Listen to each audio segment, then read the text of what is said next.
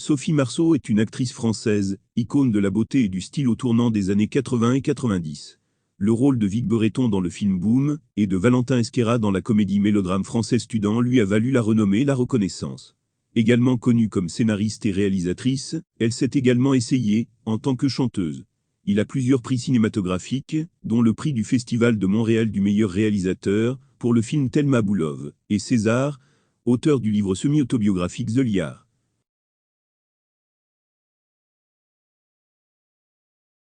Sophie Danielle Sylvie Maupu est née à l'automne 1966, dans la famille parisienne de Simone Morisset et Benoît Maupu. Le fils des parents, Sylvain, grandissait déjà. Les parents étaient des gens éloignés de l'art. Ma mère travaillait comme vendeuse dans une petite boutique de Gentilly, en banlieue parisienne. Mon père était chauffeur de remorque, partait souvent en voyage d'affaires. Lorsque Sophie était en 3e année, son père a annoncé qu'il avait rencontré une autre femme, et qu'il quittait la famille. Pour la fille, c'était le premier test non enfantin, elle s'est repliée sur elle-même, a cessé de prendre ses études au sérieux, n'a même pas fait ses devoirs, même si Benoît n'a pas disparu de la vie des enfants, et a maintenu la communication. Le deuxième test de Sophie a eu lieu à l'âge de 13 ans. L'année précédente, la mère a organisé une petite séance photo pour sa fille, et a envoyé certaines de ses photos à l'agence de mannequin Vogue. C'est là qu'un sourire éclatant, des yeux brillants, et des lèvres charnues ont attiré l'attention de la directrice de casting du futur film, Françoise Menidre. Sophie a reçu un appel, et a été invitée à auditionner pour la comédie mélodrame Boom de Claude Pinoteau. La jeune fille arriva avec son père, et regarda timidement derrière son large dos. Elle ignorait qu'à ce moment-là, se décidait tout son destin futur.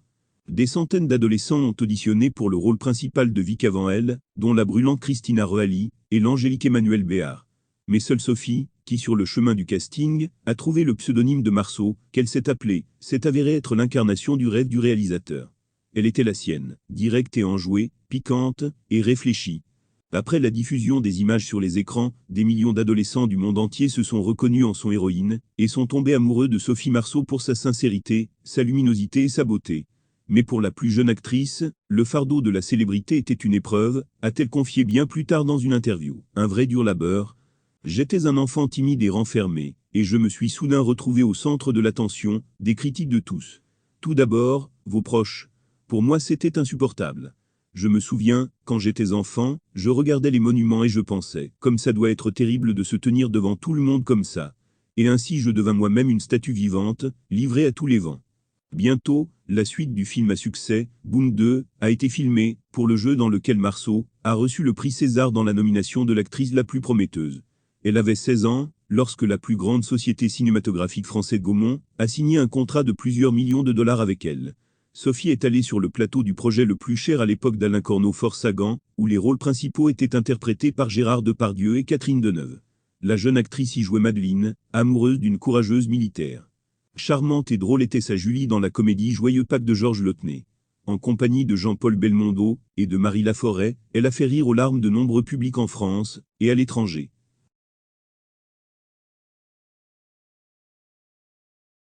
La vie d'adulte de Marceau a commencé avec le tournage du drame policier de Maurice Pialat La Police, où elle jouait une jeune trafiquante de drogue, Noria, qui est tombée amoureuse d'un policier pour sauver ses amis.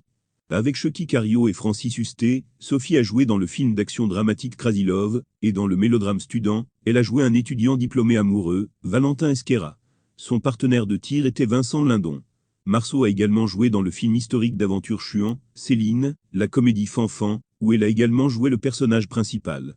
Le fatidique, selon l'actrice elle-même, était le rôle de Blanche, artiste d'un cirque ambulant, passionnément amoureuse du génie informatique Lucas, Jacques Dutronc.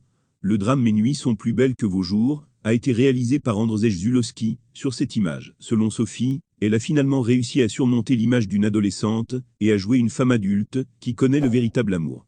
Les caméramans qui ont travaillé avec Marceau sur cette photo l'ont qualifiée d'actrice la plus sensuelle de leur mémoire. Marceau elle-même semblait avoir jeté la carapace d'un enfant coincé et notoire. Cette transformation est particulièrement perceptible dans le drame historique, Le Message d'adieu, où Sophie apparaît dans le rôle de Solange, fille de la baronne du Devant, plus connue sous le nom de George Sand, jouée par Marie-France Pizier. L'héroïne Marceau idolâtre littéralement Chopin mourant, Janus Olenigzak, qui a eu une liaison avec sa mère. C'est à elle que Frédéric a exécuté sa dernière œuvre. Le premier rôle en anglais de Marceau était la princesse Isabelle dans le film d'histoire militaire de Mel Gibson Braveheart, 1995. le rebelle écossais William Wallace est tombé amoureux de la femme de son principal ennemi, le futur roi Édouard II. En même temps, il se bat pour le droit de rester libre et indépendant. Gibson lui-même, réalisateur et acteur principal, a commenté son choix pour le rôle féminin principal. Elle est belle, elle est française, et c'est une bonne actrice. L'interprète du rôle devait avoir au moins 2 de ses qualités. Le film a été nominé pour 10 nominations aux Oscars, recevant ainsi 5 statuettes.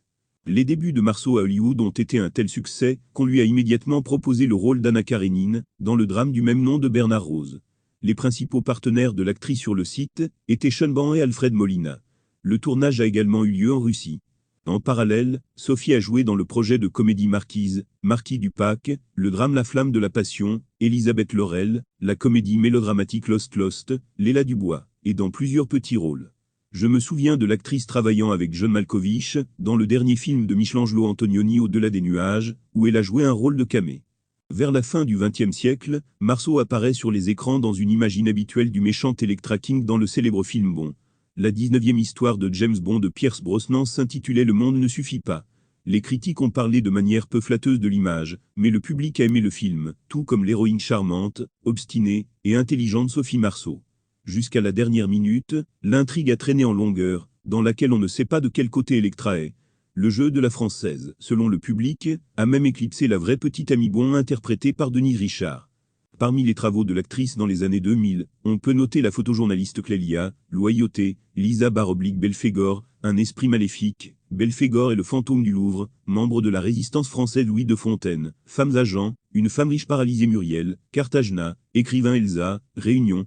En 2018, la dernière comédie avec la participation de Marceau est sortie, Madame Mille, la parfaite voisine. En plus du fait que Sophie a joué le rôle principal d'Hélène, elle a également agi en tant que réalisatrice de la photo. Madame elle-même était incarnée à l'écran par le génial Pierre Richard. Parmi les travaux de réalisation sur le compte de Marceau 5 films, elle a écrit les scénarios de 4 d'entre elles-mêmes. Les plus populaires ont été Les images par les mois d'amour, avec la participation de Nils Arestu et Judith Godrèche et Disparu à Deauville. Lost in Deauville est un trier noir sur le retour mystique d'une actrice décédée dans d'étranges circonstances. Une histoire vieille de 30 ans s'immisce dans la vie du flic solitaire Jacques, Christopher Lambert, alors qu'il enquête sur une mystérieuse disparition dans un vieux château normand. Victoria, Sophie Marceau, est apparue devant lui comme sortie de nulle part, pour devenir un fil conducteur de l'enquête. Au début de sa carrière, l'actrice s'est essayée au théâtre. Elle incarne Eurydice dans la production du même nom de Jean Anouilh et Elisa Doolittle, dans la pièce Pygmalion d'après la pièce de Bernard Shaw. Pour ce rôle, Marceau a reçu le principal prix de théâtre français Molière, dans la nomination débutante la plus prometteuse. Mais les expériences théâtrales de l'actrice se sont arrêtées là, car Sophie a brusquement changé de vie, et est partie pour la Pologne, avec le réalisateur Andrzej Zulowski.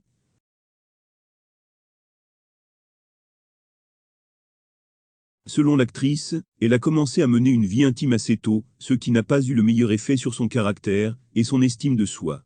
Et seule une connaissance, avec le réalisateur polonais Andrzej Zulowski en 1982, qui avait 26 ans de plus que Marceau, elle avait 16 ans, lui a donné un sentiment de sécurité, elle a commencé à prendre confiance en elle. Par amour pour lui, Sophie a rompu sans hésitation le contrat, payé une amende, et est partie avec sa bien-aimée dans sa patrie. L'actrice a vécu en Pologne pendant plus de 10 ans, et leur fils Vincent y est né en 1995.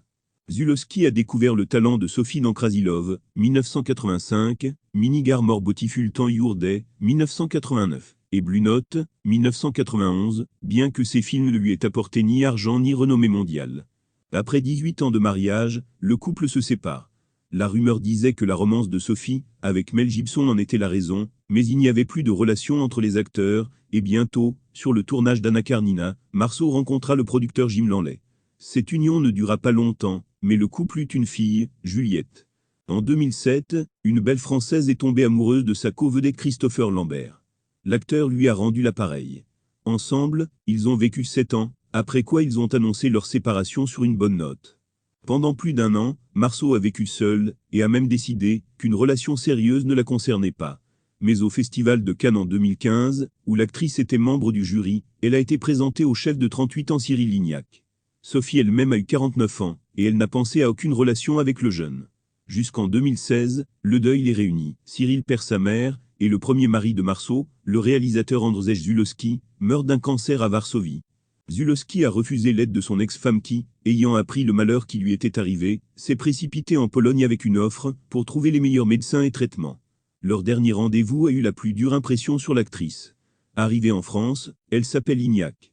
Les deux se sont entraidés pour survivre aux pertes, mais la relation s'est ensuite effondrée.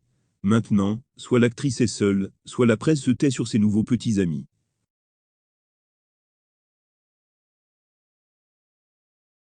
La star de cinéma française vit dans un hôtel particulier de la banlieue parisienne. Engagée avec enthousiasme dans la peinture et la natation, collabore en tant qu'ambassadeur avec plusieurs marques.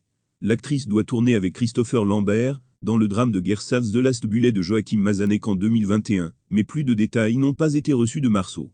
Elle est également annoncée comme l'actrice principale du film Tout s'est bien passé de François Ozon. Le tournage débutera au plus tôt à la fin du confinement annoncé en France en raison de la pandémie de coronavirus.